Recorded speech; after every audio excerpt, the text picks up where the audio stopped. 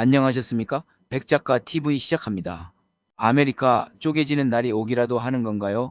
충격적인 전조 증상이 나타나는 듯 합니다. 물불 안 가리는 트럼프와 미국의 운명이 이제부턴 진짜 노골적으로 극과 극을 넘나들고 있어서입니다. 오늘은 세계의 중심이라 불리던 미국의 몰락, 조짐과 그 안에 숨어있는 충격적인 가능성, 바로 내전 이야기를 나누고자 합니다. 그동안 미국은 세계 경찰처럼 군림해 왔는데요. 하지만 지금은 아메리카가 쪼그라든다라는 말이 나올 정도로 안팎의 균열이 심각해지고 있습니다. 중국이 12개로 쪼개질 거라는 전망도 있었는데 오히려 먼저 흔들리는 건 미국이라는 목소리가 커지고 있습니다. 오늘은 세 가지 핵심 포인트로 미국의 현재를 살펴보겠습니다. 그리고 실제 사례와 전망을 통해 앞으로 세계 질서가 어떻게 바뀔 수 있는지도 함께 공유하고자 합니다. 첫째는 정치적 그리고 사회적 분열입니다. 끝없는 분열과 내전의 불씨가 싹트고 있습니다. 미국은 전통적으로 민주당과 공화당의 대립이 있었지만 최근 들어서는 그 정도가 너무 극단적으로 치닫고 있는데요. 2024년 대선에서 보여준 양 진영의 갈등은 단순한 정치적 경쟁이 아니었습니다. 심리학자 김태영 교수도 미국은 내전 가능성이 현실이 될 수 있다고 지적했는데요. 실제로 영화 11호가 괜히 나온 게 아니라는 말이 나오는 이유입니다. 실제 조사에서도 미국인 44%가 내 생에 내전이 발생할 가능성이 있다라고 응답했습니다. 캘리포니아 같은 주에서는 독립 움직임까지 나오고 있지요. 연방이 아니라 각 주가 독립해야 한다는 주장이 확산되는 것은 매우 상징적인 현상입니다. 옛말에 나라가 망조가 들면 멍청한 지도자가 등장한다는 말이 있습니다. 바로 지금의 미국 상황을 두고 하는 말 같다는 생각이 듭니다.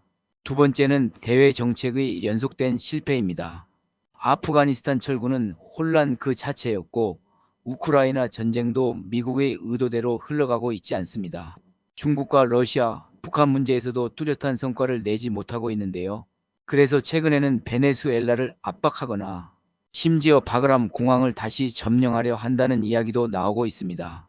즉 해외에서 잇따른 실패를 내부 정치 위기를 덮기 위한 전쟁 카드로 돌파하려는 모습이 보이는 것이지요.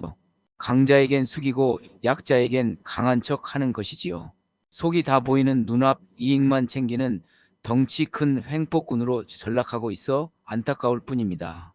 실제로 뉴욕에 사는 한 62세 교포 사업가는 이렇게 말했습니다. 지금 미국은 인플레이션이 심각하고 범죄도 늘어 불안합니다.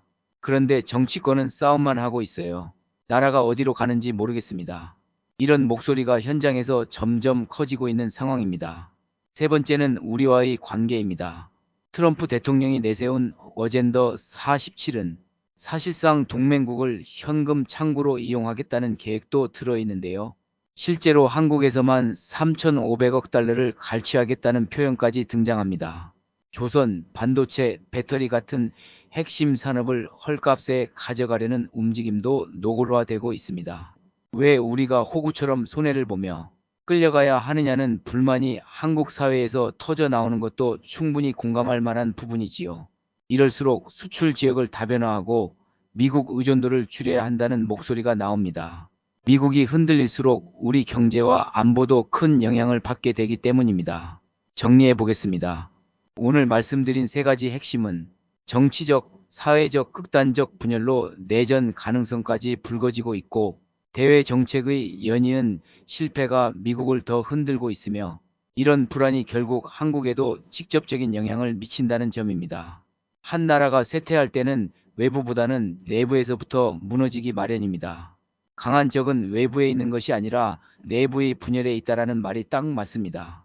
미국의 미래가 어떻게 흘러갈지는 알 수 없지만 중요한 것은 우리 스스로의 준비이지요. 지금처럼 균형 있게 바라보고 의존하지 않고 스스로 설 수 있는 힘을 갖추는 것이 가장 현명한 길이라고 생각합니다. 오늘도 공감하는 분들이 함께 해주셔서 힘을 얻습니다.